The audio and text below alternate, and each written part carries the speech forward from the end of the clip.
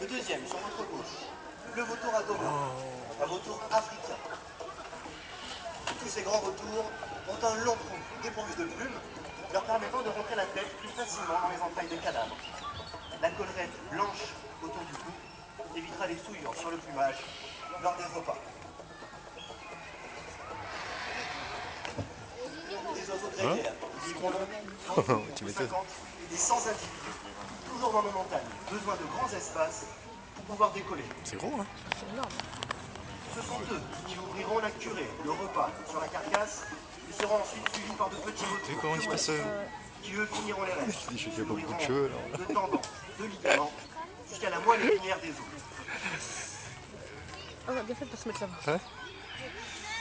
Tous ces vautours vivront bien sûr en groupe. C'est pas un vautour, ça, c'est un corbeau. Des vautours Ah ouais, entièrement regarde. noirs, à tête rouge, les vautours aura, vautours amazoniens. Tu sais quoi il passe pas, regarde. Mais c'est bien. Ensuite, Hein? Quoi, c'est vautour bien. entièrement blanc, avec le bout des ailes noires, qui est parti faire une promenade. Mets-le, le blanc. C'est le Je sais vautour qu'il y a. perclopière des Hein? On recommence. Ouais. Il est dégoûté parce qu'on le regarde pas. Ouais, c'est pas ça, guys. Tu le vois, hein? Hein? Vautour perclopère d'Égypte, un des rares rapaces à se servir d'un outil pour se nourrir. Il fait oui, Il oui. va se servir d'un caillou Ouais. pour casser la coquille de l'œuf en Égypte, pour se nourrir alors d'œufs d'autruche. C'est beau, hein? C'est magnifique Hein? un peu. Regarde. Ouais. Wow. Regarde, t'as vu? On va Et voir ça, il hein. va le toucher, attends, il va le toucher, le gars. Regarde.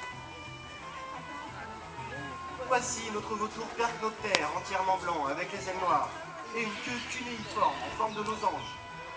Vautour que l'on retrouve aussi dans les Pyrénées et dans les Alpes du Sud. Il se Je reproduit suis sûr que le partout gars en en bleu, là, il France. se lève. C'est d'un seul coup, quand il est sur sa trajectoire, il tape dedans.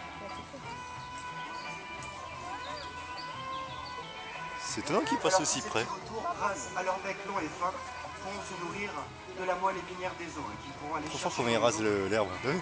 Regarde, regarde. Chut. Une ouïe très développée, une vue très développée. Et pour ce vautour noir à tête rouge, le vautour urubu, lui est doté d'odorat. Oh putain. Un des rares rapaces à posséder de l'odorat avec le condor des Andes.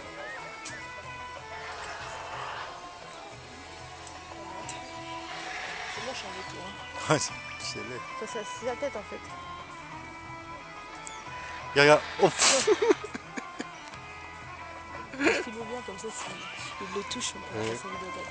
Je Alors, le gars, tous ces il va. oiseaux sont protégés. Ce sont tous d'excellents voiliers.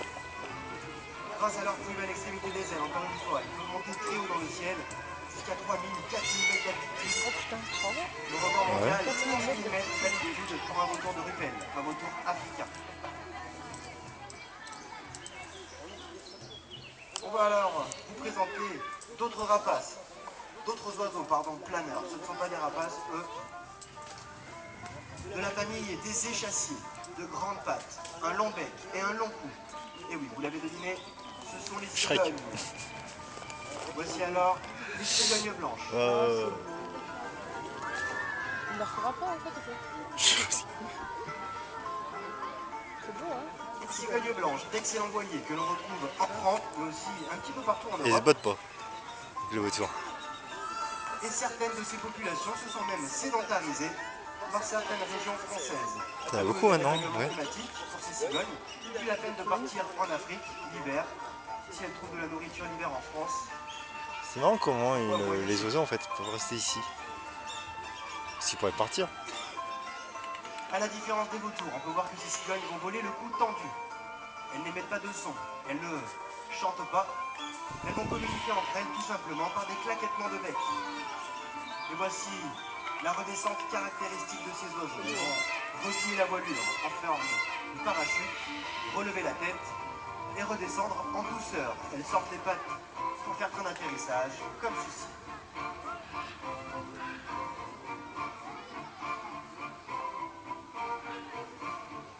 Une cigogne assez répandue désormais en Europe. On retrouve aussi en France la cigogne noire. Elle est largement moins répandue. La cigogne noire, malheureusement, a failli disparaître de France à cause de la déforestation. Mais grâce à des programmes de réintroduction, peut réintroduire tout doucement ces oiseaux et arriver à les sauver. Voici alors un rôle de notre part, sauver les espèces animales.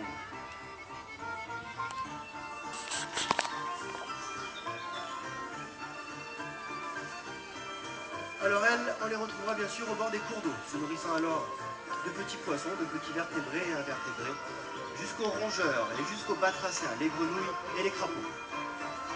Il n'est pas rare aussi de retrouver une cigogne sur une même carcasse que les vautours, ou encore dans nos décharges. Allez, on va mettre un petit peu de couleur dans le spectacle. Alors que deux filles ne peuvent faire poster, je rentrer à pied, pourquoi pas. On va mettre un petit peu de couleur dans le spectacle avec les perroquets. Les enfants en général, vous aimez la couleur, vous aimez les perroquets. Il n'y en a pas beaucoup, simplement deux. Ce sont les macaos, les grands haras d'Amazonie, d'Amérique du Sud. Avec une longue queue, 50 cm de queue pour 50 cm de corps. Des oiseaux qui ne sont pas carnivores. Ouais, c'est beau. Voici les haras macao, Fly et Yako en présentation. Fly. Très joli traversée. Magnifique. Regardez cette longue queue étalée qui pourra leur servir dans les déplacements en forêt amazonienne.